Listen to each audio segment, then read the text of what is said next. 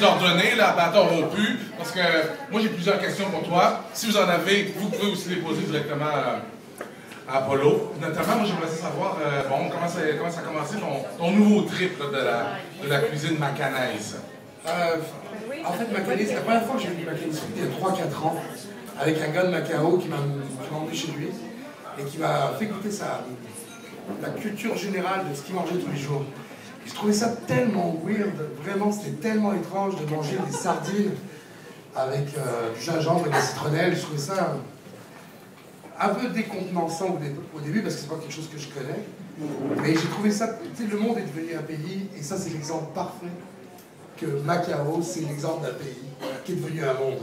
Parce que peux-tu nous le mettre en contexte, justement, Macao? Donc, tantôt, je l'évoquais rapidement, c'est un mix de culture portugaise, de culture orientale chinoise. En fait, c'est pas compliqué, c'est des marins portugais qui sont arrivés à Macao pour la conquête de Macao. Il y a 400 environ. Environ, puis le roi est tombé, les marins sont restés, ils sont rentrés dans un bar chez Apollo, ils ont trouvé des petites chinoises, c'est sorti plein de petits portugais chinois, et puis tu sais, Et le film sort bientôt.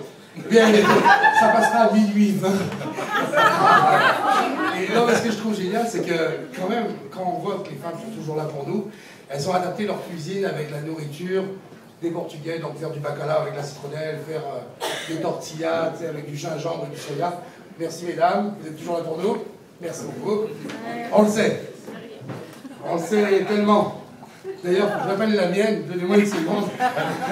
Bon, sur la culture macanaise, avez-vous des questions? Est-ce que vous souhaitez avoir un complément d'information là-dessus ou ce qu'on peut jusqu'à maintenant? Là, c'est bon. Bon, maintenant, là, nous, on est les premiers à fouler le sol de ces nouveaux restaurants. Oui, ben, en fait, vous êtes c'est le premier menu complètement Macao au Québec, au Canada. Et c'est aussi la première fois que je fais une pré-ouverture. Parce que réellement, je suis pas ouvert. Je suis ouvert parce que Yannick, mon ami, m'a dit écoute, Giovanni, il faut qu'on fasse ça dans ton nouveau resto. J'ai dit ça à mes contracteurs, ils sont partis. J'ai tous les rappelés. Ça sent la peinture, on a fini à 4h30 cet après-midi. Comptez-vous pas sur les murs, hein? Oui, c'est encore un peu ça. Mais en fait, je trouve ça. Je suis extrêmement privilégié d'être dans un patrimoine historique au Québec. Ouais. Moi, quand j'ai immigré au Québec, je voulais avoir ma cabane au Canada, et puis j'ai eu ma cabane au Canada.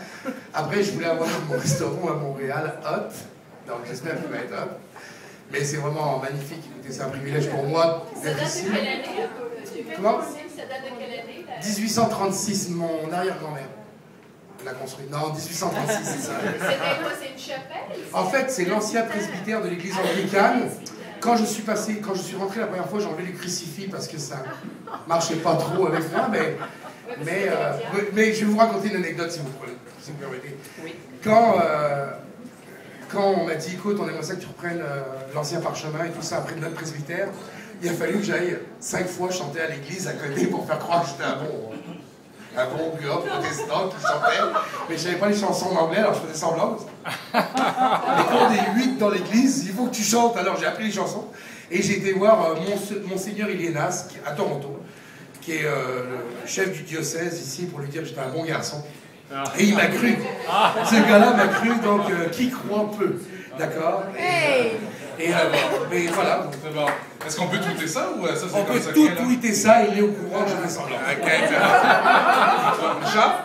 C'est bien ça? Oui, c'est vrai, c'est vrai. Mais pourquoi je comprends pas pourquoi il fallait aller voir le curé pour lui demander la permission de reprendre le restaurant? C'est plus, de toute façon, ça lui appartient plus aussi. Ben, c'est un bail amphidéotique, hein. C'est 88 ans de bail, ça appartient à l'église quand même. Hein. Ah. Dans un lieu saint ici. SEINS seulement. Moi, j'aimerais pas savoir si tu voulais chanter. C'est les chansons, c'est j'aimerais ça que tu chantes. Clara, je t'aime. Une autre question? Moi, j'en ai une autre. Tantôt, Marianne, ici, on voulait mettre les pendules à l'heure. Bon, sur Saint-Laurent, tu avais 2 restaurants qui étaient presque en diagonale. Oui. Là, maintenant, qu'est-ce qui arrive, les deux? Alors, Apollo Resto a fini samedi dernier, j'ai pleuré. J'ai pleuré. Mais c'était lequel? Ça, c'est celui à droite? Celui, quand vous montez Saint-Laurent, c'est celui à droite. OK, côté est. Voilà. Il est fermé. Toi, t'as fermé ça. Le beau rouge dans le fond. Celui du gauche reste ouvert. Et il a pris le concept du beau rouge. Le beau rouge est devenu au beau bleu. En face, d'accord? Donc on a transféré avec l'autre équipe. Maintenant, on fait pour le concept, apportez votre vin avec un menu dégustation. Vraiment, le gars est... Claude, c'est mon ancien second qui est en charge là-bas. Il est hallucinant. Je vous conseille d'aller voir. Et puis ici, bah, ici, il y a 20, carte des vins ici. Ici, il y a du vin. Entre parenthèses, je vous jure, je ne vous volerai pas pour le vin. À la moyenne à Montréal, c'est 2,3 de coef. On achète 10, on vend 23. Chez Apollo, on achète 10, on vend 14. On aime. Mais je veux vous picoler quand même, parce que je ne veux pas avoir des gens plates, avoir une Perrier puis un demi de rouge, tu vois. Est-ce qu'il y a un nom, ce resto-là? Oui, c'est très original, ça s'appelle Apollo. On n'aurait pas deviné. Apollo. Mais quand on va avoir 25, là, comment on va faire pour se démêler? Non, j'ai que des enfants, j'ai que 25 enfants, mais j'en ai jamais 25 restaurants. Est-ce que tu vas avoir Apollo 13? Non, c'est cassé la gueule. Ok, Mais bon. juste pour finir, je vais quand même vous dire merci quand même d'accepter, parce que c'est pas tout à fait fini, vous avez remarqué, il y a les vis tiennent avec de la colle, et tout ça, et ça va être fini, on va continuer demain, mais je vous invite à revenir dans 15 jours, vous allez voir, je vais mettre des étoiles, merci à la Sopexa d'avoir mis des posters, il n'y en avait pas. Ouvert le midi. Alors ça va être ouvert à partir du 18 mai. Matin, midi, soir, 7 jours sur 7. Matin, midi, soir, les brunchs. La semaine aussi, matin? Ouais. Les brunchs samedi, dimanche, les matins, déjeuner. 140 places de terrasse, une boutique de prêt-à-manger. C'est quoi le matin? Qu'est-ce que tu nous fais le matin? Des déjeuners. Déjeuner macanais. C'est quoi un déjeuner macanais? Non, en fait, on va faire un déjeuner. Ça ressemble à quoi?